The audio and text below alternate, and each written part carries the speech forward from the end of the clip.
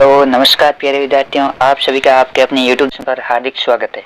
आज के इस सेशन में हम कक्षा 10 सामाजिक विज्ञान का मॉडल पेपर नंबर 1 हल करेंगे, जो कि आपके आरबीएसई बोर्ड के द्वारा जारी किए गए। तो चलिए आज का सेशन कुछ मोटिवेशनल लाइनों के साथ शुरू करते हैं कि जीवन में ठंड और घमंड दोनों से बचकर रहना चाहिए, क्योंकि दोनों ही हालतों में इंसान अकड़ जाता है। कि जीवन में ठंड और घमंड दोनों से बचकर रहना चाहिए, क्योंकि दोनों ही हालतों में इंसान है वो अकड़ जाता है। अभी ठंड का दौर चल रहा है, इसमें अपने स्वास्थ्य का ध्यान रखें और घर पर बैठकर आराम से अपनी निरंतर तैयारी जारी रखें। समय का बहुत महत्व होता है और आपके जो बोर्ड एग्जाम है वो मार्च में जल्दी होने वाले हैं, इसलिए आपके पास कम समय इस शीतकालीन अवकाश की छुट्टियों का सदुपयोग करके इन सभी मॉडल पेपरों को देख ले, ताकि आपको है वो पूरा परीक्षा पैटर्न समझ में आ जाए। चलिए आज का सेशन शुरू करते हैं बिना देरी किए। सबसे पहले हम आपके जो सामाजिक विज्ञान है उसका ब्लूप्रिंट देखते हैं, यानी कि किस पार्ट से आपके किस प्रकार का प्रश्न पूछा जाएगा और किस पार्ट का वेटेज है वो कितने नंबर का रहने वाला है। इसमें आपके जो इतिहास का पहला पार्ट है, यूरोप में राष्ट्रवाद का उदय, इसमें आपके एक एमसीक्यू प्रश्न पूछा जाएगा एबीसीडी वाला, और एक रिक्त स्थान 2 छोटे प्रश्न और एक 2 नंबर का लघुत्तरात्मक प्रश्न पूछा जाएगा। इस प्रकार ये पूरा पार्ट है वो 4 नंबर का रहेगा और इस पार्ट से 3 प्रश्न है वो पूछे जाएंगे। उसके बाद दूसरा पार्ट है भारत में राष्ट्रवाद, इस पार्ट से आपके एक 4 नंबर का निबंधात्मक प्रश्न पूछा जाएगा। ये पार्ट आपके 4 नंबर का रहने और इसमें सिर्फ एक निबंधात्मक प्रश्न ही पूछा जाएगा, इसलिए आपको इस पार्ट में विशेष रूप से जो बड़े प्रश्न है उन पर ध्यान देना है, छोटे प्रश्न इस पार्ट से नहीं पूछे जाएंगे। उसके बाद आपका तीसरा पार्ट है भूमंडलीकृत विश्व का बनना, इसमें आपके एक एमसीक्यू पूछा जाएगा, एक अति लघुत्तरात्मक यानी कि एक लाइन में उत्तर वाला प्रश्न पूछा जाएगा और एक 2 नंबर का लघुत्तरात्मक प्रश्न, इसमें 40 से 50 वर्डों में उत्तर देना होता है। इस प्रकार इस पार्ट से आपके 4 नंबर के 3 प्रश्न पूछे जाएंगे। उसके बाद चौथा पार्ट है औद्योगिकरण का युग, इसमें आपके एक एमसीक्यू प्रश्न पूछा जाएगा और एक 3 नंबर का दीर्घ उत्तरात्मक प्रश्न पूछा जाएगा। इसमें जो स्टार लगा है इसका मतलब है ये अथवा पूछा जाएगा, यानी कि 3 नंबर का प्रश्न एक देकर उसके अथवा में उसी पार्ट से एक 3 नंबर का प्रश्न पूछा जाएगा। आपको दोनों में से कोई एक करना है। इस प्रकार इस पार्ट से 4 नंबर के 2 प्रश्न है वो पूछे जाएंगे। उसके बाद पांचवा पार्ट है मुद्रण संस्कृति और आधुनिक दुनिया, इसमें एक एमसीक्यू प्रश्न पूछा जाएगा और एक अति लघुत्तरात्मक एक लाइन वाला प्रश्न पूछा जाएगा, एक और एमसीक्यू पूछा जाएगा और एक है वो अति लघुत्तरात्मक। इस प्रकार इस पार्ट से आपके है वो चारों ही छोटे प्रश्न पूछे जाएंगे। इस पार्ट में आपके जितने भी छोटे प्रश्न बनते हैं उनको आप विशेष रूप से पढ़ना है, इसमें बड़े प्रश्न आपके वो नहीं पूछे जाएंगे। उसके बाद आपके जो भूगोल का पहला पार्ट है संसाधन और विकास, उसमें आपके एक एमसीक्यू एबीसीडी वाला प्रश्न पूछा जाएगा, एक 2 नंबर का लघुत्तरात्मक प्रश्न पूछा जाएगा। इस प्रकार इस पार्ट से आपके 3 नंबर के 2 प्रश्न है वो पूछे जाएंगे। उसके बाद भूगोल का दूसरा पार्ट है वन और वन्य जीव संसाधन, इसमें एक एमसीक्यू प्रश्न पूछा जाएगा और एक अति लघुत्तरात्मक प्रश्न पूछा जाएगा। इस प्रकार इस पार्ट से आपके 2 नंबर के 2 प्रश्न पूछे जाएंगे। ये जो पूरा पार्ट है इस पे से छोटे प्रश्न पूछे जाएंगे, बड़े प्रश्न आपसे वो नहीं पूछे जाएंगे। उसके बाद आठवां पार्ट है जल संसाधन, इसमें आपके एक 3 नंबर का दीर्घ उत्तरात्मक प्रश्न पूछा जाएगा। इस पार्ट में आपके जितने भी जो बड़े प्रश्न बनते हैं आपको उन पर विशेष रूप से ध्यान देना, इस पार्ट से आपके छोटे प्रश्न है वो नहीं पूछे जाएंगे। उसके बाद 9वां पार्ट है कृषि, इसमें से आपके एक नंबर का रिक्त स्थान पूछा जाएगा और एक 2 नंबर का लघुत्तरात्मक प्रश्न पूछा जाएगा, जो 40 से 50 वर्डों में आपको उसका उत्तर देना होता है। इसमें आपसे कोई परिभाषा या किसी फसल के बारे में पूछा जा सकता है। उसके बाद 10वां पार्ट है खनिज तथा ऊर्जा संसाधन, इसमें आपके 4 नंबर का निबंधात्मक प्रश्न पूछा जाएगा और ये जो 4 नंबर का निबंधात्मक प्रश्न है वो आपके मैप पूछा जाएगा। इस पार्ट में आपके जितने भी मैप आए हैं उनको आपको विशेष रूप से देखना है। इस पार्ट से आपके कोई भी प्रश्न नहीं पूछे जाएगा, इसलिए इसमें जितने भी मैप है उनको पूरा पढ़ना है। उसके बाद अगला पार्ट है विनिर्माण उद्योग, इसमें आपके एक एमसीक्यू पूछा जाएगा, एक अति लघुत्तरात्मक प्रश्न पूछा जाएगा। इस प्रकार इस पार्ट से 2 छोटे प्रश्न पूछे जाएंगे, बड़ा प्रश्न है वो इस पार्ट से नहीं पूछा जाएगा। इसमें आपके जो छोटे प्रश्न बनते हैं उनको विशेष रूप से पढ़ना है। उसके बाद है राष्ट्रीय अर्थव्यवस्था की जीवन रेखा, उसमें आपके एक रिक्त स्थान पूछा जाएगा, एक एमसीक्यू पूछा जाएगा और एक अति लघुत्तरात्मक। इस प्रकार तीनों ही है वो छोटे प्रश्न पूछे जाएंगे और तीनों ही 3 नंबर के रहेंगे। इसमें भी आपके बड़ा प्रश्न है वो नहीं पूछा जाएगा। उसके बाद आपके राजनीति विज्ञान पूरे सीरियल वाइज 13वां पार्ट है राजनीति विज्ञान का पहला पार्ट है जो सत्ता की साझेदारी, इसमें आपके एक एमसीक्यू प्रश्न पूछा जाएगा, एक 2 नंबर का लघुत्तरात्मक प्रश्न पूछा जाएगा और एक अति लघुत्तरात्मक प्रश्न पूछा जाएगा। इस प्रकार 4 नंबर के 3 प्रश्न है वो पूछे जाएंगे। उसके बाद 14वां पार्ट है संघवाद, इसमें आपके एक एमसीक्यू बहुविकल्पी प्रश्न पूछा जाएगा और एक 3 नंबर का दीर्घ उत्तरीय प्रश्न पूछा जाएगा। इसमें आपके जितने भी बड़े प्रश्न बनते हैं उनको विशेष रूप से ध्यान देना है। उसके बाद 15वां पार्ट है जाति धर्म और लैंगिक मसले, इसमें आपके 1 नंबर का अति लघुत्तरात्मक प्रश्न पूछा जाएगा और 1 नंबर का एमसीक्यू यानी एबीसीडी वाला पूछा जाएगा और 2 नंबर का लघु उत्तरात्मक प्रश्न पूछा जाएगा। इस प्रकार इस पार्ट का वेटेज वो 4 नंबर का रहेगा और पूरे 3 प्रश्न पूछे जाएंगे। उसके बाद 16वां पार्ट है राजनीतिक दल, इसमें एक एमसीक्यू प्रश्न पूछा जाएगा और एक 4 नंबर का निबंधात्मक प्रश्न है वो पूछा जाएगा। इसमें आप के जितने भी बड़े प्रश्न बनते हैं उनका विशेष रूप से ध्यान रखना। उसके बाद 17वां पार्ट है लोकतंत्र के परिणाम। इसमें आपके 1 नंबर का MCQ प्रश्न पूछा जाएगा, एक रिक्त स्थान पूछा जाएगा और एक अतिलघुत्मक। इस प्रकार इस पार्ट से आपके 3 नंबर के 3 छोटे प्रश्न पूछे जाएंगे। इसमें आपसे बड़े प्रश्न है वो नहीं पूछे जाएंगे। उसके बाद जो अर्थशास्त्र किताब है उसका पहला पार्ट है विकास। उसमें आपके 2 नंबर का एक लघुत्मक प्रश्न पूछा जाएगा और एक नंबर का MCQ प्रश्न पूछा जाएगा। इस प्रकार इस पार्ट से आपके 3 नंबर के 2 प्रश्न है वो पूछे जाएंगे। उसके बाद अर्थशास्त्र पुस्तक का दूसरा पार्ट है भारतीय अर्थव्यवस्था के क्षेत्र के। इसमें आपके एक रिक्त स्थान पूछा जाएगा, एक 2 नंबर का लघुत्मक और एक और लघु उत्तरात्मक प्रश्न, यानी कि इसमें आपके जितने भी 40 से 50 वर्डों वाले लघु उत्तरात्मक प्रश्न बनते हैं उनको विशेष रूप से देखना है। उसके बाद 20वां पार्ट है मुद्रा और साख। इसमें आपके एक MCQ पूछा जाएगा, एक अतिलघुत्मक प्रश्न पूछा जाएगा, एक 3 नंबर का दीर्घ उत्तरीय प्रश्न पूछा जाएगा। इसमें आपको विशेष रूप से ध्यान देना है। इसमें जो आपके है वो ऋण के औपचारिक और अनौपचारिक स्रोत है उन पर विशेष रूप से ध्यान देना है। ये प्रश्न आपसे इसमें पूछा जा सकता है। उसके बाद 21वां पार्ट है वैश्वीकरण और भारतीय अर्थव्यवस्था। इसमें 1 नंबर का है वो अतिलघुत्मक प्रश्न पूछा जाएगा, एक MCQ पूछा जाएगा और एक रिक्त स्थान पूछा जाएगा, एक 2 नंबर का लघुत्तरात्मक प्रश्न पूछा जाएगा, यानी कि इसमें है वो 3 छोटे प्रश्न और एक 2 नंबर का प्रश्न पूछा जाएगा। ये पार्ट है आपके 5 नंबर का, आपको इस पर विशेष रूप से ध्यान देना है। उसके बाद आपका 22वां पार्ट है उपभोक्ता अधिकार। इसमें आपके एक MCQ पूछा जाएगा, एक अतिलघुत्मक प्रश्न पूछा जाएगा। इस प्रकार इस पार्ट से आपके है वो 2 छोटे प्रश्न पूछे जाएंगे। इसमें आपसे कोई भी बड़ा प्रश्न है वो पूछा नहीं जाएगा। इस प्रकार आपके ये जो 22 पार्ट है उनका ब्लूप्रिंट है। इसी ब्लूप्रिंट के आधार पर ही आपका बोर्ड का पेपर बनेगा और बोर्ड में इसी आधार पर आपके प्रश्न है वो पूछे जाएंगे। और अब हम बोर्ड के द्वारा जारी किए गए जो मॉडल पेपर है उसको देखते हैं। इसके आपके शुरुआत में 6 निर्देश दिए गए, आपको उनको पालना करते हुए बोर्ड परीक्षा में वो पेपर हल करना है। इसमें आपका जो खंड ए है इसमें MCQ टाइप के प्रश्न पूछे जाएंगे जो 18 प्रश्न होंगे और प्रत्येक प्रश्न है वो 1 नंबर का होगा। आपका जो पहला प्रश्न है वो MCQ प्रश्नों से संबंधित होगा। इसमें पहले का पहला है 1834 में किस राज्य की पहल पर जोल वेराइन शुल्क संघ स्थापित किया गया, यानी कि जोल वेराइन शुल्क संघ है वो किस राज्य की पहल पर स्थापित किया गया है। जोल वेराइन शुल्क संघ है वो परसा राज्य की पहल पर स्थापित किया गया और ये आपके 1834 में है वो स्थापित किया गया। उसके बाद दूसरा प्रश्न है इनमें से किस राज्य में काली मृदा मुख्य रूप से पाई जाती है। आपके जो काली मिट्टी है वो महाराष्ट्र में पाई जाती है। इसमें आपके ऑप्शन बे है वो सही है।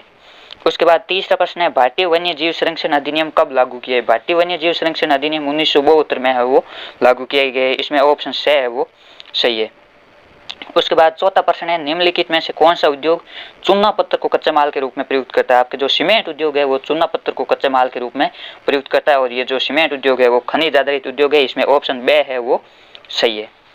आगे 5वां प्रश्न है निम्नलिखित में से कौन सा परिवहन साधन भारत में प्रमुख साधन है। भारत में प्रमुख परिवहन का साधन है वो है सड़क परिवहन। इसमें आपके ऑप्शन बे है वो सही है। आगे 6वां प्रश्न है निम्नलिखित में से किस देश में विश्व में सबसे पहले मुद्रण की तकनीक विकसित हुई थी। जो आपके मुद्रण की तकनीक है वो सबसे पहले चीन में विकसित हुई थी। इसमें ऑप्शन सी है वो सही है। आगे 7वां प्रश्न है जेम्स वाट द्वारा बनाए गए भाप के इंजन का उत्पादन किसके द्वारा किया गया। जेम्स वाट ने जो भाप का इंजन बनाया था उसका उत्पादन है वो मैथ्यू बुल्टन द्वारा किया गया।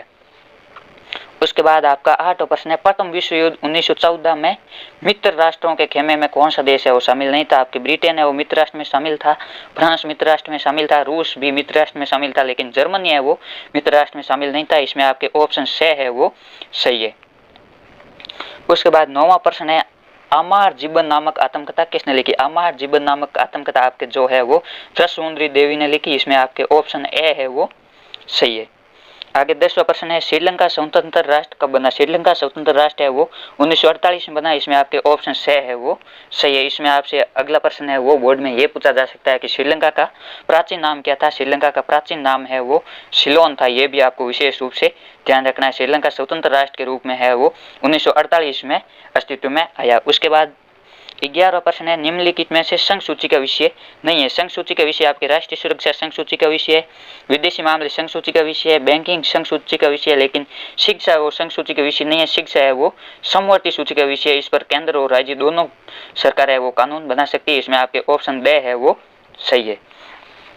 उसके बाद 12वां प्रश्न है भारत में निम्नलिखित में से महिलाओं के लिए आरक्षण की व्यवस्था। महिलाओं के लिए कौन सी संस्था में वो आरक्षण का प्रावधान किया गया। आपके जो पंचायती राज की संस्था है यानी कि जो ग्राम पंचायत स्तर की संस्था है उनमें महिलाओं के लिए आरक्षण की व्यवस्था की गई है। उसके बाद 13वां प्रश्न है भारतीय लोकतंत्र में दलीय व्यवस्था। भारतीय लोकतंत्र में दलीय व्यवस्था का स्वरूप है वो बहुदलीय, यानी कि भारत में अनेक दल है। उसके बाद 14 प्रश्न है, निम्नलिखित में से किस शासन प्रणाली में उत्तरदायी सरकार का गठन होता है, यानी कि जो सरकार है वो जनता के प्रति उत्तरदायी होती है। आपके जो लोकतांत्रिक शासन प्रणाली उसमें उत्तरदायी सरकार का गठन होता है। इसमें ऑप्शन ए है वो सही है। 15 प्रश्न है, विश्व बैंक के अनुसार विभिन्न देशों में विकास के आधार पर तुलना करने के लिए किस मापदंड का प्रयोग किया जाता है। तो विश्व बैंक के अनुसार जो सभी देश है उनके बीच तुलना करने के लिए प्रति व्यक्ति आय का प्रयोग किया जाता था। इसमें ऑप्शन बे है वो सही है। उसके बाद 16 प्रश्न है, निम्नलिखित में से करेंसी नोट कौन जारी करता है। भारत में जो आपके रुपयों के नोट है वो कौन जारी करता है। भारत में रुपयों के नोट है वो भारतीय रिजर्व बैंक यानी कि आरबीआई जारी करता है।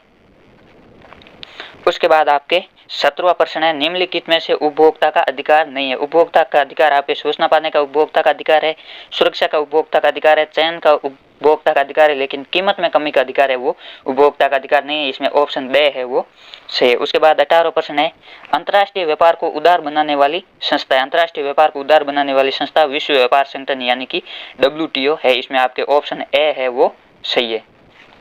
ये आपके इस प्रकार 18 MCQ टाइप के प्रश्न पूछे जाएंगे। उसके बाद आपका दूसरा प्रश्न है वो रिक्त स्थान से संबंधित होगा और इसमें 6 खाली जगह दी हुई होगी। पहली खाली जगह है, वियना सम्मेलन 1815 की अध्यक्षता किसने की। वियना सम्मेलन है वो 1815 में, इसकी अध्यक्षता है वो ऑस्ट्रिया के चांसलर ड्यूक मेटरनिक ने की थी। उसके बाद दूसरी खाली जगह फसल भारत की मुख्य खाद्यान्न फसल है। भारत की मुख्य खाद्यान्न फसल आपके है वो है चावल। इसका उत्तर सही होगा चावल। तीसरी खाली जगह, दो देशों के मध्य वस्तुओं के व्यापार को क्या कहा जाता है। दो देशों के मध्य वस्तुओं के व्यापार को अंतर्राष्ट्रीय व्यापार कहा जाता है।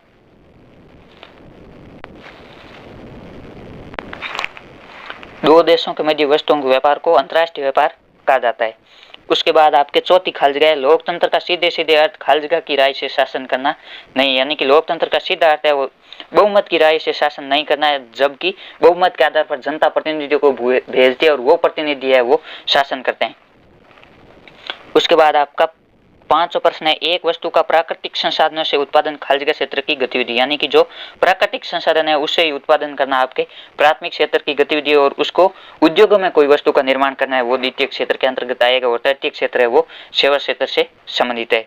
इसमें आपके छठी खाली जगह व्यापार अवरोध का एक उदाहरण है। व्यापार अवरोध यानी कि व्यापार को रोकने का काम कौन करता है। आयात पर कर, यानी कि दूसरे देश से कोई वस्तु आप मंगाओगे तो उस पर टैक्स लगाना है वो एक व्यापार अवरोध का काम करता है। उसके बाद आपका जो तीसरा प्रश्न है वो अतिलघुत्मक प्रश्न है। इसमें आपके 12 एक नंबर के छोटे प्रश्न पूछे जाएंगे जिनका उत्तर आपको एक शब्द या एक पंक्ति में देना है, यानी कि 20 वर्ड से अधिक इसका उत्तर नहीं होना चाहिए।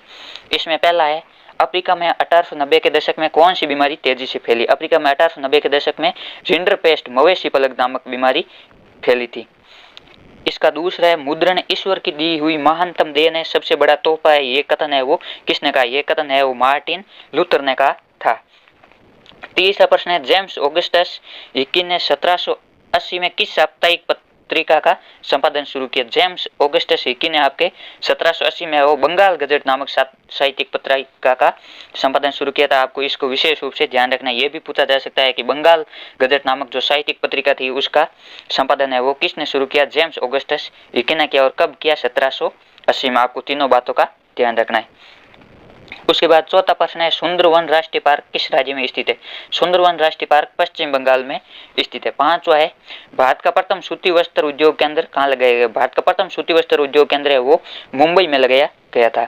उसके बाद छठवां प्रश्न है, भारतीय रेलवे को कितने खंडों में बांटा गया है। भारतीय रेलवे का है वो 18 खंडों में बांटा गया है। सातवां प्रश्न है, यूरोपीय संघ का मुख्यालय कहाँ है। यूरोपीय संघ का मुख्यालय है वो बेल्जियम के ब्रुसेल्स में है। उसके बाद 8वां है, धर्म को कभी भी राजनीति से अलग नहीं किया जा सकता। ये किसने कहा था। ये है वो महात्मा गांधी ने कहा था कि धर्म को कभी भी है वो राजनीति से अलग नहीं किया जा सकता, दोनों के बीच अंतर संबंध पाया जाता है। 9वां प्रश्न है, लोकतंत्र की एक विशेषता लिखिए। लोकतंत्र की विशेषता ये लोगों के प्रति उत्तरदायी शासन व्यवस्था है, यानी कि इसमें जो शासन है शासक है वो जनता के प्रति उत्तरदायी होता है। 10वां प्रश्न है, मांग जमा क्या है। मांग जमा बैंक में ऐसी जमा राशि जिसे जब चाहे चेक द्वारा निकलवाया जा सके, मांग जमा है वो कहलाती है, यानी कि जब भी हमें आवश्यकता होती है तब हम उसको निकलवा सकते हैं, उसे मांग जमा कहा जाता है। 11वां, बहुराष्ट्रीय कंपनी किसे कहा जाता है। बहुराष्ट्रीय कंपनियां ऐसी कंपनियां जिनका व्यवसाय एक से अधिक राष्ट्रों तक फैला हुआ है, यानी कि एक से अधिक देशों में जो कंपनियां फैली हुई होती है उनको बहुराष्ट्रीय कंपनियां कहा जाता है। 12वां प्रश्न है उपभोक्ता संरक्षण अधिनियम कब पारित किए गए। उपभोक्ता संरक्षण अधिनियम है वो 1986 में पारित किए गए। इस प्रकार आपसे ये जो 12 है वो अति लघुत्तरात्मक प्रश्न पूछे जाएंगे। उसके बाद आपका जो खंड 2 है वो लघुत्तरात्मक प्रश्नों से संबंधित है। इसमें प्रत्येक प्रश्न है वो 2-2 नंबर का होगा और आपको प्रत्येक प्रश्न का उत्तर है वो 50 वर्डों से अधिक नहीं होना चाहिए, यानी कि 4 से 5 लाइन तक इसका उत्तर लिखना है। इसमें आपके चौथा प्रश्न है वियना संधि 1815 के 2 परिणाम बताइए। वियना संधि 1815 के परिणाम स्वरूप यूरोप में एक नई रूढ़िवादी व्यवस्था स्थापित की गई, जिसमें पारंपरिक संस्थाओं, चर्च, सामाजिक भेदभाव, राजतंत्र और परिवार को बनाए रखा गया और वियना संधि के तहत बुर्बो राजवंश को शासन करने का पुनः अधिकार दे दी गई। ये वियना संधि के 2 परिणाम है। उसके बाद 5वां प्रश्न है रेशम मार्ग यानी कि सिल्क रूट। ये आपके बहुत ही महत्वपूर्ण प्रश्न है, ये बोर्ड में पूछा जा सकता है। इसके बारे में आप क्या जानते हैं, इसकी परिभाषा आपको लिखनी है। आधुनिक काल से पहले जिन मार्गों से चीनी रेशम पश्चिम के देशों को भेजा जाता था वह रेशम मार्ग कहलाता था। रेशम मार्ग एशिया के विशाल क्षेत्रों को परस्पर जोड़ते थे तथा ये एशिया को यूरोप तथा उत्तरी अफ्रीका से भी जोड़ते थे। इस मार्ग से चीनी रेशम तथा पोल्ट्री भारत व दक्षिण पूर्व एशिया से कपड़े और मसाले विश्व के दूसरे भागों में पहुंचते थे, यानी कि जिस क्षेत्र से चीनी रेशम है वो पश्चिम देशों से भेजा जाता था उस मार्ग को है वो रेशम मार्ग या सिल्क रूट कहा जाता है। उसके बाद आपका जो छठा प्रश्न है वो है कि कल्पना करें कि तेल संसाधन खत्म होने पर इसका हमारी जीवन शैली पर क्या प्रभाव पड़ा। यानी कि सोचो यदि ये जो तेल संसाधन है पेट्रोलियम है ये खत्म हो गया तो हमारी जो जीवन शैली लाइफ स्टाइल है इस पर क्या फर्क पड़ेगा। इसका उत्तर है तेल संसाधन खत्म होने पर हमारी जीवन शैली अत्यधिक प्रभावित होगी, क्योंकि ये ऊर्जा का एक प्रमुख संसाधन है। इसके अभाव में हमारा यातायात या आवागमन है वो अत्यधिक प्रभावित होगा। हमारे यातायात है इस पर सर्वाधिक प्रभाव पड़ेगा। इसके अतिरिक्त तेल शोधनशालाएं, संश्लेषित वस्त्र, उर्वरक तथा असंख्य रसायन उद्योगों में एक नोडीय बिंदु की भूमिका अदा करती है। यानी कि जो तेल शोधनशालाएं हैं वो बंद हो जाएगी और इससे अनेक जो रसायन संबंधी उद्योग है उन पर गहरा प्रभाव पड़ेगा। उसके बाद 7वां प्रश्न है भारत की एक खाद्य फसल का नाम बताइए और जहाँ ये पैदा की जाती है उन क्षेत्रों का विवरण दें। भारत की कोई एक खाद्य फसल जैसे चावल है, गेहूं है, बाजरा है, मक्का, आपको इनमें से किसी एक फसल के बारे में बताना है और ये जहाँ किस क्षेत्र में होती है उसके बारे में बताना है। इसमें आपके है चावल भारत की एक प्रमुख खाद्य फसल है। ये उत्तर और उत्तर पूर्वी मैदानों, तटीय क्षेत्रों तथा डेल्टाई क्षेत्रों में उगाया जाता है। सिंचाई सुविधा कारण पंजाब, हरियाणा, पश्चिम उत्तर प्रदेश और राजस्थान तथा मध्य प्रदेश कुछ क्षेत्रों में चावल की फसल उगाना संभव हो पाए। यह आपके मुख्य रूप से उत्तर और उत्तर पूर्वी मैदान, तटीय क्षेत्र और डेल्टाई क्षेत्रों में उगाया जाता है, जहाँ आपके वर्षा पर्याप्त मात्रा में होती है और जहाँ नदियाँ बहती है। उसके बाद 8वां प्रश्न है सत्ता की साझेदारी क्यों जरूरी है, 2 कारण लिखिए। यानी कि सत्ता का बंटवारा है वो क्यों जरूरी है, इसके कोई 2 कारण बताने। सत्ता की साझेदारी विभिन्न सामाजिक समूहों के बीच टकराव का अंदेशा कम हो जाता है, विभिन्न समुदायों के बीच टकराव को कम करती है। सत्ता की साझेदारी सत्ता में लोगों की भागीदारी बढ़ाती है। सत्ता की साझेदारी कारण लोगों के बीच टकराव कम हो जाता है और लोगों के शासन में वो भागीदारी सुनिश्चित होती है। इसके बाद 9वां प्रश्न है किन्हीं 2 प्रावधानों का जिक्र कर बताइए जो भारत को धर्मनिरपेक्ष देश बनाते हैं। यानी कि भारत धर्मनिरपेक्ष देश है, आप ऐसा किस आधार पर कह सकते हैं। भारत को धर्मनिरपेक्ष बनाने वाले 2 प्रावधान ये है राज्य द्वारा किसी भी धर्म को राज्य के धर्म के रूप में अंगीकार नहीं किए गए। यानी कि भारत का कोई भी राज्य के धर्म नहीं है, भारत सभी धर्मों का सम्मान करता है।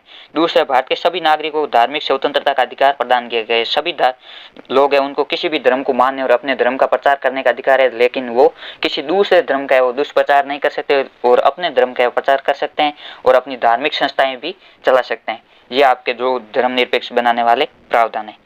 उसके बाद 10वां प्रश्न है राष्ट्रीय ग्रामीण रोजगार गारंटी अधिनियम 2005 की रणनीति बनाई, यानी बताइए ये आपके कब बना, कैसे इसकी पूरी प्रक्रिया हुई, बाद में इसका नाम कैसे परिवर्तित हुआ और वर्तमान में इसकी क्या स्थिति है।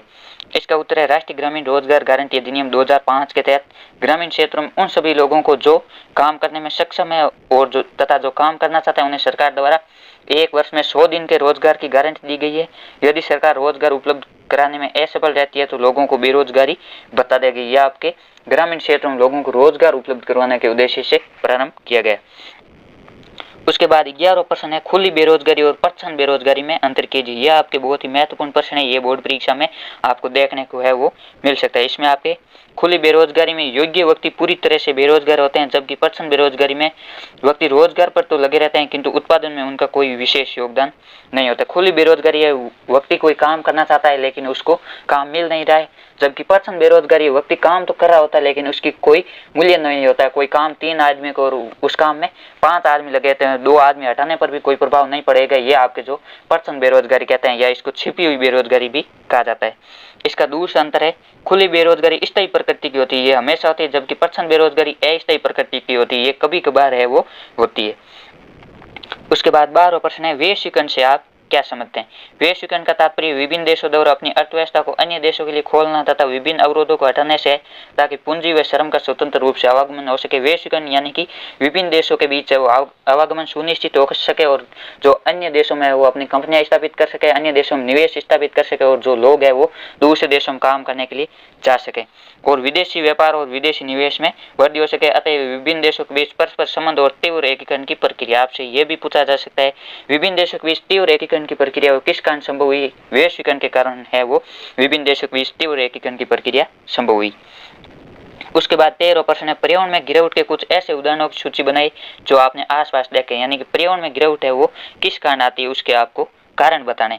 पर्यावरण में गिरावट अर्थात वायु, जल, भूमि, ध्वनि प्रदूषण वृद्धि होने के हमारे आसपास की कुछ उदाहरण सूची। ये आपको कोई भी जो प्रदूषण के कारण है वो लिखना है। यातायात के साधनों में निरंतर वृद्धि होना, कल कारखानों तथा फैक्ट्रियों में वृद्धि होना, बढ़ते हुए शहरीकरण, वनों की बेतहाशा हो रही कटाई, और हमारे क्षेत्र के आसपास खनिज निकालने की क्रिया, ये जो आपके खनन है इसके कारण भी प्रदूषण होता है।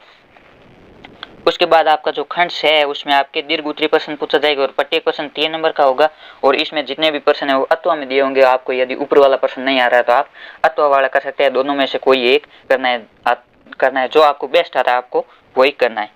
इसमें 14वां प्रश्न है, ईस्ट इंडिया कंपनी ने भारतीय सूती वस्त्र उद्योग को कैसे बर्बाद किया, समझाइए। ईस्ट इंडिया कंपनी ने भारतीय सूती वस्त्र उद्योग को निम्न प्रकार बर्बाद किया। इंग्लैंड के उद्योगपतियों के दबाव में वहां की सरकार ने भारतीय कपड़े पर आयात शुल्क लगा दिया, ताकि मैनचेस्टर में बने कपड़े बाहरी प्रतिस्पर्धा के बिना इंग्लैंड में सरलता से बिक सके।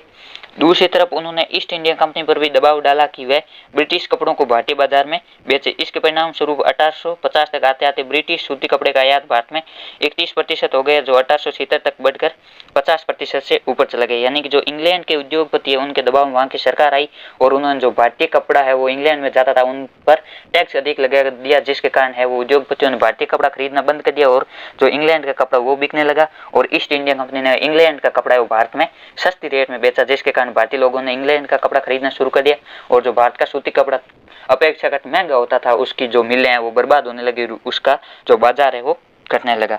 इसका दूसरा कारण है, ईस्ट इंडिया कंपनी की इस नीति से भारतीय सूती वस्त्रों का निर्यात बाजार डरा था, और स्थानीय बाजार भी सिकुड़ने लगे। जो स्थानीय भारतीय लोग भी थे वो विदेशी कपड़े खरीदने लगे। तीसरा, कम लागत से मशीनों से बनने वाले आयातित कपड़े इतने सस्ते थे कि भारतीय बुनकर उनका मुकाबला नहीं कर सके। यानी कि जो इंग्लैंड से कपड़े आते थे वो मशीनों से बने होते थे और वो सस्ते होते थे, इस कारण वो भारतीय मिलें बंद हो गई, भारतीय कपड़ा वो महंगा होता था। चौथा है, भारतीय बुनकरों को अब अच्छी किस्म की कपास की प्राप्ति भी नहीं हो पा रही थी। यानी कि भारत में वो अच्छी किस्म की कपास है वो अंग्रेज है वो इंग्लैंड भेज देते थे, इसलिए भारतीय लोगों को कपड़ा बनाने के लिए अच्छी किस्म की कपास भी नहीं मिल रही थी।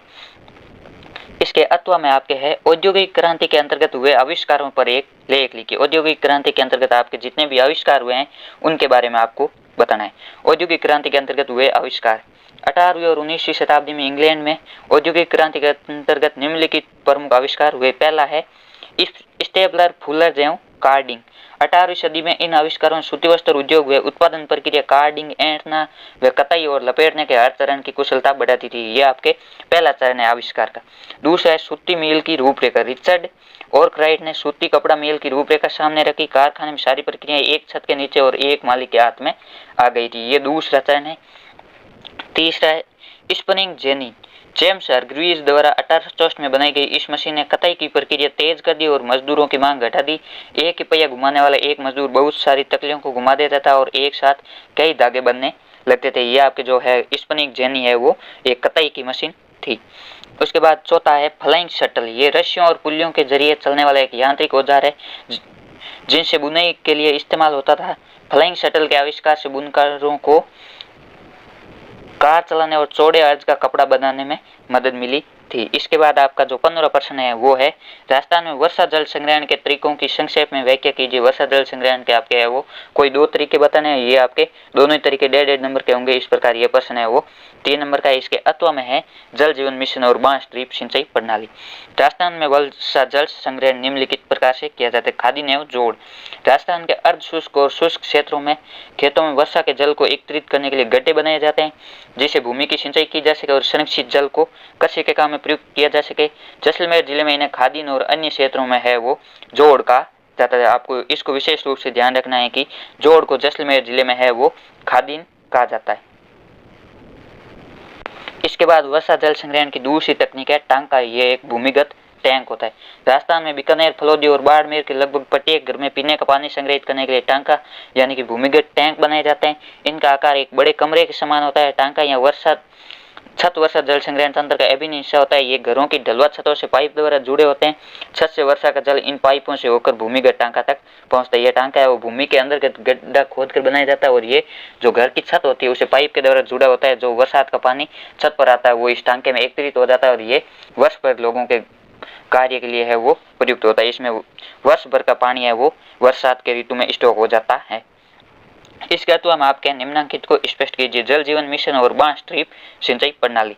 इसका उत्तर आपके है जल जीवन मिशन। भारत सरकार ने जल जीवन मिशन के तहत ग्रामीण क्षेत्रों में रहने वाले लोगों के जीवन की गुणवत्ता में सुधार लाने और उनके जीवन यापन को आसान बनाने को सर्वोच्च प्राथमिकता दी है। जल जीवन मिशन का आपके जो मुख्य उद्देश्य है वो ग्रामीण क्षेत्र में जो लोग रह रहे हैं उनके जीवन की गुणवत्ता में सुधार लाना और उनके जीवन यापन को आसान बनाना है। जल जीवन मिशन का लक्ष्य प्रत्येक ग्रामीण परिवार को लंबी अवधि के आधार पर नियमित रूप से प्रति व्यक्ति 55 लीटर के सेवा स्तर पर पीने योग्य पानी के पाइप के पानी की आपूर्ति सुनिश्चित करने में सक्षम बनाना, यानी कि प्रति व्यक्ति 55 लीटर है वो पानी प्रदान किया जाएगा। इसका आपके दूसरा पार्ट है बांस ड्रिप सिंचाई प्रणाली। मेघालय में नदियों एवं झरने के जल को बांस द्वारा बने पाइप से एकत्रित करने एक 200 वर्ष पुरानी विधि प्रचलित है। यह आपके जो बांस ड्रिप सिंचाई प्रणाली है वो मेघालय राज्य में प्रचलित है। यह आपसे पूछा जा सकता है। लगभग 18 से 20 लीटर सिंचाई पानी बांस पाइप में आ जाता है तथा उसे सैकड़ों मीटर की दूरी तक ले जाया जाता है। अंत में पानी का बहाव 20 से 80 बूंद प्रति मिनट तक घटाकर पौधे पर छोड़ दिया जाता है। इसमें आपके जो बांस है वो एक दूसरे से जुड़े होते हैं। इस प्रकार इसमें वो पानी एक स्थान से दूसरे स्थान तक पहुंचाया जाता है। उसके बाद 16 प्रश्न है भारत में संघीय व्यवस्था की समीक्षा कीजिए, यानी कि जो भारत में संघीय व्यवस्था उसका स्वरूप को समझाना है। ये भी आपके 3 नंबर का है। भारत में संघीय व्यवस्था। भारतीय संविधान ने मौलिक रूप से 2 स्तरीय संघीय शासन व्यवस्था का प्रावधान किया है। एक संघ सरकार और दूसरा राज्य सरकारें। 92 में पंचायत और नगर पालिकाओं के रूप में संघीय शासन का एक तीसरा रूप भी जोड़ा गया। यहाँ तीनों स्तर की शासन व्यवस्था के लिए अलग अलग अधिकार क्षेत्र है, यानी कि तीनों के अधिकार क्षेत्र वो अलग अलग किए गए हैं कि ये केंद्र सरकार इन क्षेत्रों में काम करेगी, राज्य सरकार इन क्षेत्रों पर काम करेगी और जो पंचायत स्तर की सरकार है उनके भी क्षेत्र अलग है। संविधान में स्पष्ट रूप से केंद्र और राज्य सरकारों के बीच विधायी अधिकारों को 3 हिस्सों में बांटा गया। इन्हें 3 सूचियों संघ सूची, राज्य सूची और समवर्ती सूची के द्वारा विभाजित किया गया। संघ सूची पर आपके कानून है वो सिर्फ केंद्र सरकार बना सकती है, राज्य सूची पर कानून है वो राज्य सरकार ही बना सकती है और समवर्ती सूची पर है वो केंद्र और राज्य दोनों सरकारें बना सकती है। जबकि किसी मुद्दे पर विवाद होने पर केंद्र का है वो अंतिम रूप से माना जाएगा। बाकी बचे अवशिष्ट विषय केंद्र संघ सरकार के अधिकार क्षेत्र में रखे गए, यानी कि जो संविधान बनने के बाद जो नए मुद्दे आए हैं उनको है वो केंद्र सरकार का अधीन रखा गया। जैसे कि इंटरनेट है, कंप्यूटर है, इन पर आपके है वो केंद्र सरकार का अधिकार होता है। ये संघ सूची के अंतर्गत आते हैं। इसमें आपके तीसरा है संवैधानिक प्रावधान एवं कानूनों के क्रियान्वयन की देखरेख में न्यायपालिका महत्वपूर्ण भूमिका निभाती है तथा वे सत्ता के बंटवारे संबंधी सरकारों के बीच विवादों का निपटारा करती है। ये आपके जो संघीय शासन है उसकी 3 विशेषता। इसमें आपके एक तो संविधान में शक्तियों का बंटवारा किया गया है, दूसरा तीनों सूचियों में अलग अलग अधिकार क्षेत्र दिए गए, तीसरा इसमें एक न्यायपालिका की स्थापना की गई ताकि वह विवादों का निपटारा कर सके और आपसी सामंजस्य वो बना रहे। इसके अथवा में संघवाद क्या है, संघवाद की महत्वपूर्ण विशेषताओं को बताइए। इसमें आपके संघवाद से आशय आधुनिक लोकतंत्रों में सत्ता की साझेदारी का एक आम रूप है। शासन के विभिन्न स्तरों के बीच सत्ता का ऊर्ध्वाधर बंटवारा, शासन के जो विभिन्न स्तर है उनके बीच सत्ता का ऊर्ध्वाधर बंटवारा है उसको आपके संघवाद कहा जाता है। संघवाद में संविधान द्वारा सर्वोच्च सत्ता केंद्र और उसकी इकाइयों के बीच विभाजित होती है। इसमें आपके जो सर्वोच्च सत्ता है केंद्र और उसके जो पार्ट होते हैं उनके बीच बांटी हुई होती है। संघवाद की महत्वपूर्ण विशेषताएं। सरकार के दो स्तर, संघीय शासन व्यवस्था में प्राय दो स्तर पर सरकारें होती है। इसमें एक सरकार पूरे देश के लिए होती है, इसका जिम्मा है वो राष्ट्रीय महत्व के होता है, इसे आपको इस सरकार को केंद्र सरकार कहा जाता है। और दूसरी ओर राज्य या प्रांतों के स्तर की सरकारें होती है, जिनके जिम्मे स्थानीय महत्व के विषय होते हैं, इन्हें राज्य सरकारें या प्रांतीय सरकारें कहा जाती है। संघवाद की दूसरी विशेषता है न्यायालय की स्रोतता। संघात्मक शासन व्यवस्था में विभिन्न प्रकार की सरकारों के बीच अधिकारों के विवादों की निपटाने की शक्ति सर्वोच्च न्यायालय में निहित है, यानी कि जो भारत का सर्वोच्च न्यायालय है उसका निर्णय सर्वोच्च माना जाता है। उसके बाद तीसरा है संवैधानिक मान्यता। विभिन्न स्तर की सरकारों के अधिकार क्षेत्र संविधान में स्पष्ट रूप से वर्णित होते हैं तथा संविधान सरकार के हर स्तर के अस्तित्व और उनकी शक्तियों व अधिकारों की गारंटी है वो सुरक्षा देता है। यह आपके जो संघवाद की महत्वपूर्ण विशेषता है, इनको आपको पॉइंट बनाकर लिखना है, ताकि है वो जो आगे कॉपी चेक करने वाले उन पर उनके मस्तिष्क में आपके प्रति पॉजिटिव छवि बने और वो है आपको पूरे में से पूरे नंबर दे। उसके बाद 17% है मुद्रा विनिमय का एक माध्यम है, ये वस्तु विनिमय के दोषों को दूर करती है। व्याख्या कीजिए, यानी कि जो मुद्रा विनिमय है वो वस्तु विनिमय के दोषों को दूर करती है, किस प्रकार करती है, आपको इसकी व्याख्या करनी है। मुद्रा विनिमय के एक माध्यम के रूप में मुद्रा से अभिप्राय उस वस्तु से जिसका सामान्य विनिमय के माध्यम के रूप में उपयोग किया जाता है, जैसे करेंसी है, कागज के नोट है और सिक्के। मुद्रा वस्तु विनिमय के दोषों को दूर करती है। वस्तु विनिमय प्रणाली में विनिमय के लिए आवश्यकताओं का दोहरा संयोग होना आवश्यक है, अर्थात दोनों पक्ष एक दूसरे से चीजें खरीदने व बेचने पर सहमति रखते हैं। वस्तु विनिमय प्रणाली में दोहरे संयोग के लिए बड़ी कठिनाई होती है। मुद्रा व्यवस्था मुद्रा महत्वपूर्ण मध्यवर्ती भूमिका प्रदान करके विनिमय के लिए आवश्यकताओं के दोहरे संयोग की जरूरत को खत्म कर देती है और विनिमय को आसान कर देती है। जो आपकी मुद्रा है वो मध्यवर्ती भूमिका निभाती है, विनिमय में इसका महत्वपूर्ण स्थान होता है। अगर यदि कोई हम वस्तु खरीदना चाहते हैं तो हम दुकानदार को रुपए देकर है वो वस्तु खरीद लेते हैं और दुकानदार है वो हमसे रुपए ले लेता है, जबकि वस्तु विनिमय प्रणाली में हमको दुकानदार को कोई वस्तु देनी होती थी और फिर हम उनसे वस्तु प्राप्त करते। इसमें आपका कोई मूल्य निर्धारित नहीं हो सकता था और सामने वाला है वो उस वस्तु का है वो खरीदार भी होना जरूरी था। इस प्रकार इसमें विनिमय में वस्तु विनिमय में कठिनाई होती थी।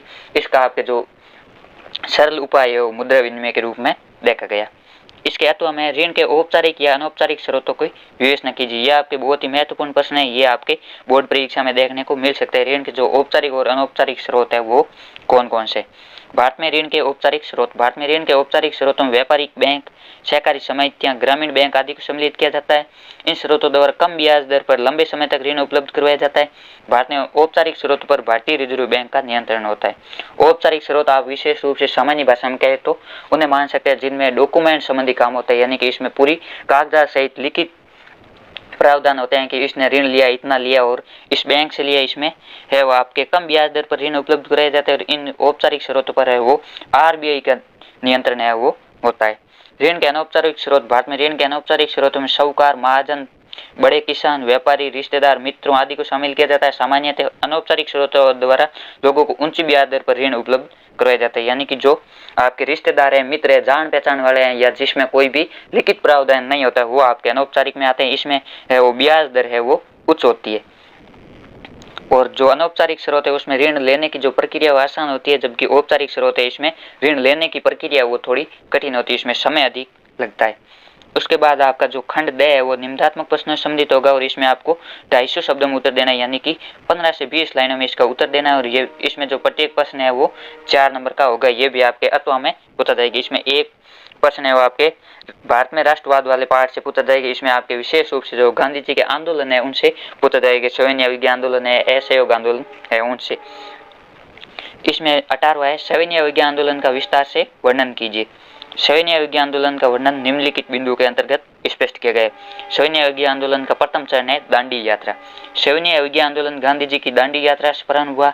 मार्च 1930 में गांधी जी ने अपने 78 विश्वस्त कार्यकर्ताओं के साथ साबरमती आश्रम से दांडी नामक स्थान की ओर प्रस्थान किया। उन्होंने 240 किलोमीटर की यह पैदल यात्रा 24 दिनों में तय की और 6 अप्रैल को गांधी जी दांडी पहुंचे। उन्होंने समुद्र का पानी उबालकर नमक बनाना शुरू कर दिया। इस प्रकार उन्होंने नमक कानून का वो उल्लंघन किया। गांधी जी ने दांडी तट पर पहुंचकर वो अंग्रेजों के द्वारा जो नमक कानून बनाया गया था, नमक बनाने पर निषेध लगाया गया था, उस कानून का उल्लंघन किया। इसका दूसरा चरण है सविनय अवज्ञा आंदोलन का स्वरूप। सविनय अवज्ञा आंदोलन में लोगों को न केवल अंग्रेजों का सहयोग करने के लिए बल्कि औपनिवेशिक कानूनों का उल्लंघन करने के लिए भी आह्वान किया गया था, यानी कि लोगों को कहा गया था कि आप अंग्रेजों का वो सहयोग मत करो और जो अंग्रेजों के द्वारा कानून बनाए गए उनकी पालना मत करो। इसका तीसरा चरण है सविनय अवज्ञा आंदोलन की प्रगति। साथ ही सविनय अवज्ञा आंदोलन संपूर्ण देश में फैल गया। अनेक स्थानों पर लोगों ने नमक कानून तोड़ा और सरकारी नमक कारखानों के सामने प्रदर्शन किए, विदेशी वस्त्रों का बहिष्कार किया, शराब की दुकानों पर धरना दिया गया, किसानों ने लगान और चौकीदारी कर चुकाने से इनकार कर दिया, गाँव में नियुक्त सरकारी कर्मचारियों ने त्याग पत्र दे दिए, जंगलों में रहने वाले लोगों ने वन कानूनों का उल्लंघन करते हुए आरक्षित वनों में लकड़ी बीनना और पशुओं को चराना शुरू कर दिया। यानी कि लोगों ने अपने अपने स्तर पर है वो अंग्रेजी सरकार का विरोध किया। उसके बाद चौथा चरण ब्रिटिश सरकार की दमनकारी नीति, यानी कि अंग्रेजी सरकार है उसने इस आंदोलन को दबाने के लिए क्या कार्य प्रणाली अपनाई। ब्रिटिश सरकार ने सविनय अवज्ञा आंदोलन को कुचलने के लिए दमनात्मक नीति अपनाई। अप्रैल 1923 में जब अब्दुल गफ्फार खान को गिरफ्तार किया तो गुस्से भीड़ सशस्त्र बख्तरबंद गाड़ियों और पुलिस की गोलियों का सामना करते हुए सड़कों पर उतर आई। बहुत सारे लोग मारे गए। इससे लोगों में तीव्र आक्रोश उत्पन्न हुआ। एक माह बाद गांधी जी गिरफ्तार कर लिए गए तथा सरकार ने दमन का रास्ता अपनाते हुए शांतिपूर्ण सत्याग्रहियों पर हमले किए। औरतों बच्चों को मारा पीटा गया तथा लगभग 1 लाख लोग गिरफ्तार किए गए। यह जो आपके सविनय अवज्ञा आंदोलन है इसमें पहले अब्दुल गफ्फार खान को गिरफ्तार किया गया, उसके बाद गांधी जी को भी गिरफ्तार कर लिया गया और जो लोग शांतिपूर्ण धरना प्रदर्शन कर रहे थे उन पर भी लाठीचार्ज किया गया और अनेकों लोगों को है वो जेल में बंद कर दिया गया। इसका 5वां चरण है गांधी इरविन समझौता। 5 मार्च 1931 को गांधी जी तथा वाइसराय लॉर्ड इरविन के बीच एक समझौता हो गया जिसे गांधी इरविन समझौता कहा जाता है। इसमें आपको ये विशेष रूप से ध्यान रखना है कि गांधी इरविन समझौता है वो कब हुआ, 5 मार्च 1931 को हुआ था। इस समझौते के अनुसार गांधी जी लंदन में होने वाले द्वितीय गोलमेज सम्मेलन में भाग लेने के लिए सहमत हो गई। इसके बदले सरकार ने राजनीतिक बंदियों को रिहा करना स्वीकार कर लिया। इस समझौते के तहत गांधी जी है वो लंदन में होने वाले दूसरे गोलमेज सम्मेलन में भाग लेने के लिए सहमत हो गए और जो सरकार है उसने सविनय अवज्ञा आंदोलन के तहत जितने नेताओं को गिरफ्तार किया था उनको रिहा करने की स्वीकार किया। इसका छठा पार्ट है सविनय अवज्ञा आंदोलन का पुनः प्रारंभ। द्वितीय गोलमेज सम्मेलन की असफलता के बाद गांधी जी ने 1932 में सविनय अवज्ञा आंदोलन पुनः शुरू कर दिया। सरकार ने आंदोलन को कुचलने का भरसक प्रयास किया। 1 वर्ष तक सविनय अवज्ञा आंदोलन चला परंतु धीरे धीरे आंदोलन शिथिल पड़ने लगा। अतः 1834 में गांधी जी ने सविनय अवज्ञा आंदोलन के है वो समाप्त कर दिया। 1832 में पुनः प्रारंभ हुआ और 1834 में गांधी जी ने सविनय अवज्ञा आंदोलन को है वो समाप्त कर दिया। इसके 8वां में आपके है भारत में राष्ट्रवाद के उदय के कारणों पर एक लेख लिखिए। इसका उत्तर है भारत में राष्ट्रवाद के उदय के कारण निम्नलिखित है। पहला है उपनिवेश विरोधी आंदोलन। भारत में राष्ट्रवाद उदय की प्रक्रिया उपनिवेश विरोधी आंदोलन से गहरे तौर पर जुड़ी हुई थी। औपनिवेशिक शासकों के विरुद्ध संघर्ष के दौरान लोग आपसी एकता को पहचानने लगे थे। उत्पीड़न और दमन के साझा भाव ने विभिन्न समूहों को एक दूसरे से बांध दिया था। उन्होंने महसूस किया था कि औपनिवेशिक शासन को समाप्त किए बिना उनके कष्टों का अंत नहीं होगा। इसमें आपके औपनिवेशिक शासन है उसका अर्थ होता है किसी दूसरे देश द्वारा अन्य देश पर शासन करना। जैसे इंग्लैंड ने वो भारत पर शासन किया इसलिए भारत है वो इंग्लैंड का उपनिवेश था और भारत में औपनिवेशिक शासन था। इसमें लोगों को लगा कि औपनिवेशिक शासन है इसको समाप्त के बिना है वो हमारे कष्ट समाप्त नहीं होंगे। इस विचार ने राष्ट्रवाद की भावना को उपनिवेश विरोधी आंदोलन से जोड़ दिया। उसके बाद दूसरा है राष्ट्रवाद के आंदोलन में आपके प्रथम विश्व युद्ध का योगदान था। भारत में राष्ट्रवाद की भावना के विकास में प्रथम विश्व युद्ध के योगदान को निम्न प्रकार स्पष्ट किया गया। करों में वृद्धि। प्रथम विश्व युद्ध के कारण रक्षा व्यय में अत्यधिक वृद्धि हुई। इस व्यय की पूर्ति के लिए कर्जे लिए गए और करों में वृद्धि की गई। सीमा शुल्क बढ़ा दिया गया। आयकर नामक एक नया कर भी लगाया गया। इससे भारतीयों में घोर संतोष हुआ जिसने राष्ट्रवाद को बढ़ा दिया। यानी कि जो अंग्रेज सरकार है उसने प्रथम विश्व युद्ध में जो क्षति हुई थी उसकी क्षति पूर्ति के लिए टैक्स में वृद्धि करती थी। दूसरा मूल्यों में वृद्धि। पश्चिमी विश्व युद्ध के दौरान कीमतें लगभग दुगुना हो चुकी थी। बढ़ते हुए मूल्य के कारण जन साधारण की कठिनाई बढ़ गई थी और उन्हें जीवन निर्वाह कठिन हो गए। प्रथम विश्व युद्ध के कारण आपके वो मूल्यों में भी वृद्धि हो गई अर्थात महंगाई बढ़ गई। इसका 23 कारण सैनिकों की जबरन भर्ती। प्रथम विश्व युद्ध के दौरान भारतीय नवयुवकों को सेना में जबरदस्ती भर्ती किए गए। इससे ग्रामीण जनताओं में आक्रोश व्यक्त हुआ। अंग्रेजों ने है वो प्रथम विश्व युद्ध के दौरान भारतीय जो नवयुवक थे जो युवा थे उनको जबरदस्ती सेना में भर्ती किया। इसके कारण भी ग्रामीण जनता में वो आक्रोश था। राष्ट्रवाद की भावना के विकास का आपके 23 कारण प्रथम विश्व युद्ध के बाद जनता की आकांक्षाओं का पूरा नहीं होना, यानी कि जो जनता की इच्छा थी वो पूरी नहीं हुई। भारतीयों को आशा थी कि प्रथम विश्व युद्ध की समाप्ति के बाद उनके कष्टों और कठिनाइयों का अंत हो जाएगा परंतु उनकी आकांक्षाएं पूरी नहीं हुई। इस कारण भी भारतीयों में घोर असंतोष व्याप्त हुआ जिसने भारतीयों में राष्ट्रीयता की भावना के विकास में योगदान दिया। उसके बाद आपका चौथा और महत्वपूर्ण बिंदु है वो है रोलेट एक्ट। रोलेट एक्ट के द्वारा ब्रिटिश सरकार को राजनीतिक गतिविधियों का दमन करने तथा राजनीतिक कैदियों को 2 वर्ष तक बिना मुकदमा चलाए जेल में बंद रखने का अधिकार मिल गया था। अतः भारतीयों ने इस एक्ट का विरोध करने का निश्चय किया। परिणाम स्वरूप भारतीयों में राष्ट्रीय जागृति आई। अंग्रेजों ने है वो रोलेट एक्ट के तहत जो भी लोग सरकार के विरुद्ध आंदोलन करते, जो धरना करते, उनको बिना किसी मुकदमा चलाए जेल में रखने का एक कानून बनाया था कि 2 वर्ष तक बिना कोई मुकदमा चलाए हम उनको है वो जेल में रख सकते हैं। भारतीयों ने इसका विरोध किया। इस कानून उनमें है वो राष्ट्रवाद की भावना है वो पैदा हुई। राष्ट्रवाद की भावना के विकास का आपके 5वां कारण है अहिंसा और सत्याग्रह के विचार तथा असहयोग आंदोलन। गांधी जी का विश्वास था कि अहिंसा और सत्याग्रह का विचार सभी भारतीयों को एकता के सूत्र में बांध सकता है। भारत आकर गांधी जी ने सत्याग्रह पर आधारित असहयोग, सैन्य विज्ञान आंदोलन और भारत छोड़ो आंदोलन चलाए। इन आंदोलन भारतीय जनता में राष्ट्रवाद की भावना को विकसित कर दिया। इन्हीं आंदोलनों के तहत बहिष्कार, असहयोग, स्वदेशी आदि कार्यक्रम राष्ट्रवाद के विकास में योगदान दिए। ये आपके जो भारत में राष्ट्रवाद के विकास के महत्वपूर्ण कारण है। उसके बाद आपका जो 19वां प्रश्न है, लोकतंत्र में राजनीतिक दलों की विभिन्न भूमिकाओं की व्याख्या कीजिए। लोकतंत्र में राजनीतिक दलों की क्या क्या भूमिका है, जो आपकी पार्टियां उनकी क्या भूमिका है। लोकतंत्र में राजनीतिक दलों की विभिन्न भूमिकाओं को निम्नलिखित बिंदुओं के अंतर्गत स्पष्ट किया गया है। पहला है उम्मीदवारों के रूप में भूमिका, यानी कि कैंडिडेटों के रूप में भूमिका। अधिकांश लोकतांत्रिक देशों में चुनाव राजनीतिक दलों द्वारा खड़े किए गए उम्मीदवारों के बीच लड़े गए जाते हैं। चुनाव में राजनीतिक दल अपने अपने उम्मीदवार खड़ा करके चुनाव में महत्वपूर्ण है वो भूमिका निभाते हैं, यानी प्रत्येक पार्टी वो अपना कैंडिडेट खड़ा करती है और वो कैंडिडेट वो पार्टी के सिंबल के आधार पर चुनाव लड़ता है। नीति निर्माता की भूमिका, राजनीतिक दल नीति निर्माता की भूमिका भी निभाते हैं। नीति निर्माता यानी कानून निर्माण की भी भूमिका निभाती है। सरकार पराई है, दलों की राय के अनुरूप अपनी नीतियां तय करती है, यानी कि विभिन्न राजनीतिक दलों से सरकार है वो राय लेती है, उसके बाद है वो कानून बनाती है। तीसरा है कानून निर्माण में भूमिका, राजनीतिक दल देश के कानून निर्माण में महत्वपूर्ण भूमिका निभाते हैं। कानूनों पर दलों के सदस्यों में औपचारिक बहस होती है, उन्हें विधायिका में पास करवाना पड़ता है। जो कोई भी नया कानून बनता है तो विभिन्न राजनीतिक दलों के सदस्यों के बीच उस पर बहस होती है, वाद विवाद होता है, उसमें पक्ष विपक्ष होता है कि इसके सकारात्मक फायदे क्या है, नकारात्मक क्या है, उसके बाद उनको है विधायिका में संसद में पास किया जाता है। चौथा है सरकार की भूमिका, बहुमत प्राप्त राजनीतिक दल ही सरकार बनाते हैं और चलाते हैं। जो भी राजनीतिक दल विधायिका में बहुमत प्राप्त करता है वह सरकार बनाता है और अपनी विचारधारा के अनुसार सरकार को चलाता है और नीति बनाता है। जो राजनीतिक दल या राजनीतिक पार्टियां वो सरकार बनाती है, जिसके पास बहुमत होता है वो सरकार बनाते हैं।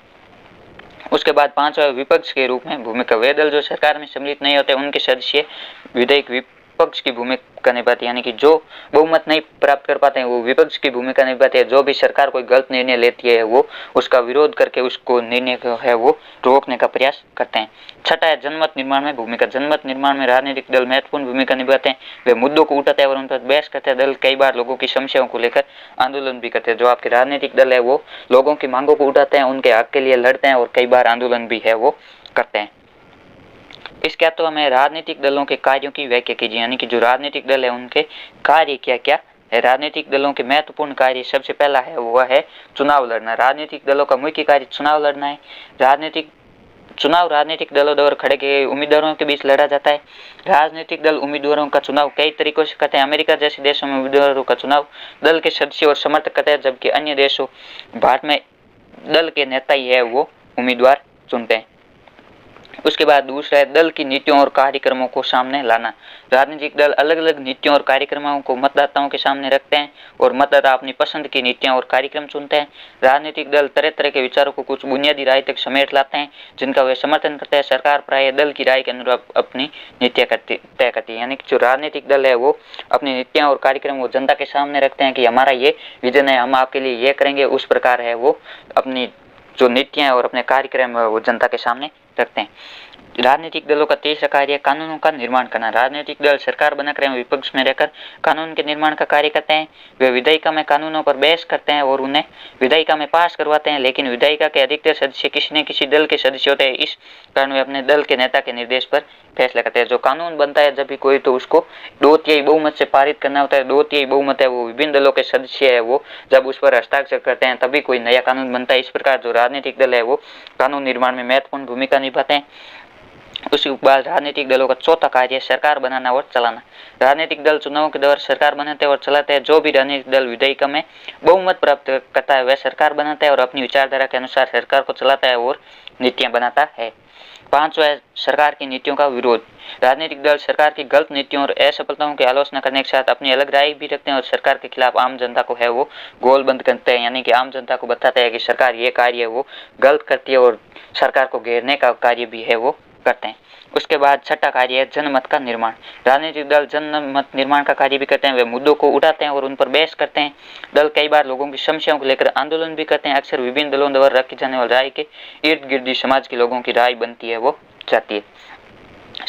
सातवां सरकारी मशीनरी तक पहुंच उपलब्ध करवाना। साधारण जनता की सरकारी मशीनरी अर्थात सरकारी तंत्रों और कल्याणकारी योजनाओं तक पहुंच नहीं होती। राजनीतिक दल साधारण जनता को सरकारी मशीनरी तक ला खड़ा करते हैं, क्योंकि एक साधारण नागरिक के लिए किसी सरकारी अधिकारी की तुलना में किसी राजनीतिक कार्यकर्ता से जान पहचान बनाना, उसे संपर्क साधना है वो आसान होता है। जो आपके राजनीतिक दल है वो सरकारी तंत्र तक, प्रशासन तक है वो लोगों की भागीदारी सुनिश्चित करवाता है, क्योंकि जो राजनीतिक या राजनेता होते हैं वो जनता के बीच से होते हैं और जनता से जुड़े होते हैं, इसलिए जनता उनको जानती है और उनके माध्यम से वो प्रशासन तक अपनी पहुंच बनाती है। उसके बाद आपका जो 20वां प्रश्न है वो भारत के मानचित्र से संबंधित होगा और ये आपके जो खनिज वाला पार्ट है उससे आएगा और ये आपके 4 नंबर का होगा। इसमें आपके 4 स्थान दिए होंगे और उसके अथवा में और 4 स्थान दिए होंगे। आपको इन चारों में से है वो कोई करना है। इसमें आपके पहला है मुंबई हाई, दूसरा है अंकलेश्वर, तीसरा है डिगबोई और चौथा है असम। यह आपके पहला है अंकलेश्वर है वो गुजरात में है, इस अरब सागर के तट के आसपास, और जो बसीन है वो गुजरात और महाराष्ट्र के बॉर्डर के पास ये आपके अरब सागर के अंदर है। और मुंबई हाई है वो मुंबई से थोड़ा ऊपर अरब सागर में है, ये आपके जो तेल क्षेत्र है। और डिगबोई है वो असम में है। उसके बाद इसके अथवा में निम्नलिखित लो आवश्यक निर्यातक पत्तनों को भारत के रेखा मानचित्र में दर्शाइए। पहला है मारमागांव जो आपके गोवा में है, और मंगलुरु जो कर्नाटक में है, पारादीप है वो ओडिशा में, और विशाखापट्टनम है वो आंध्र प्रदेश में है। इसमें आपके जो मारमागांव है वो यहाँ गोवा में स्थित है, मंगलुरु यहाँ कर्नाटक में है केरल से थोड़ा जस्ट ऊपर, और विशाखापट्टनम है वो आंध्र प्रदेश में स्थित है, और पारादीप है वो ओडिशा में स्थित है। इस प्रकार आपसे यह वो बोर्ड में 20 प्रश्न पूछे जाएंगे और इसमें ये जो 20 प्रश्न है वो आपके 22 पार्टों से पूछे जाएंगे। और 22 पार्टों का जो ब्लूप्रिंट है वो आपने पहले देखा था कि किस पार्ट से कितने प्रश्न पूछे जाएंगे और किस प्रकार के प्रश्न पूछे जाएंगे। और ये जो आपका मॉडल पेपर है, आज का मॉडल पेपर पूरा हुआ। इसी प्रकार आप हमारे साथ जुड़े रहे। यदि हमारे चैनल पर नए चैनल को सब्सक्राइब करें, अपने दोस्तों के साथ शेयर करें और वीडियो को लाइक भी करें। और इन मॉडल पेपरों की PDF है वो हमारे टेलीग्राम ग्रुप में डाल दी जाएगी, जिसका लिंक है इस वीडियो के डिस्क्रिप्शन में दिया। कक्षा 10 और कक्षा 12 के सभी मॉडल पेपर हल करवाए जाते हैं, इसलिए जुड़ना न भूलें। धन्यवाद। जय हिंद।